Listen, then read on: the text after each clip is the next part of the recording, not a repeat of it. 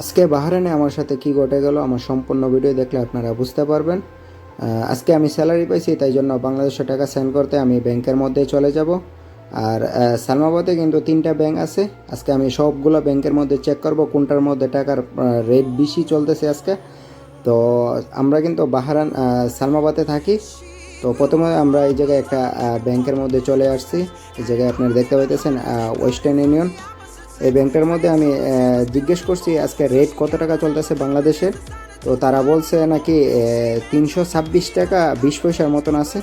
তো এটার পাশে কিন্তু আরেকটা ব্যাংক আছে এনইসি। তো এটা তো আমি জিজ্ঞেস করার পরে তারা বলতেছে 326 টাকা 40 পয়সার মতন আছে। তো আমি দুটোটার থেকে কিন্তু টাকা সেন্ড করব না, আমি এখন চলে যাব বিএফসি ব্যাংক। তো এটার মধ্যে কিন্তু টাকার রেটটা একটু ভালো পাওয়া যায়। তো আমি এখন চলে যাব। আমার সম্পূর্ণ ভিডিও দেখলে আপনারা বুঝতে পারবেন আমি কত টাকা সেন্ড করেছি আর কি হয়ে গেল আমার সাথে। তো এই জায়গায় কিন্তু আমরা চলে আসছি। এটা কিন্তু বিএফসি ব্যাংক, ওকে, বাহরাইন ইন্টারন্যাশনাল বিএফসি ব্যাংক। তো এটার ভেতরে কিন্তু 3-4 জন বাঙালিও আছে। আমি ফোনে কথা বলে আসছি। 327 টাকা 10 পয়সা করে আছে, তাই জন্য কিন্তু এটার মধ্যে আমি আসছি।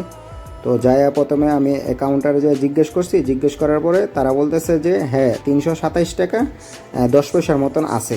তাই জন্য আমি সব কিছু রেডি করার পরে 10 সেকেন্ডের ভিতর টাকার রেটটা কিন্তু আবার চেঞ্জ হয়ে গেছে, নিয়ে আবার কম হয়ে গেছে 326 টাকা 80 পয়সার মতন, প্রায় 30 পয়সা কিন্তু কম হয়ে গেছে। তো কী করার, সেন্ড করে ফেলছি টাকা।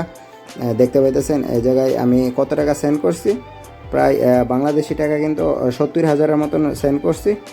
আলহামদুলিল্লাহ। সবাই আমার জন্য দোয়া করবেন আর আমার চ্যানেলটা সাবস্ক্রাইব করে রাখবেন, ফেসবুক পেজটা ফলো দিয়ে রাখবেন। আসসালামু আলাইকুম, আল্লাহ হাফেজ।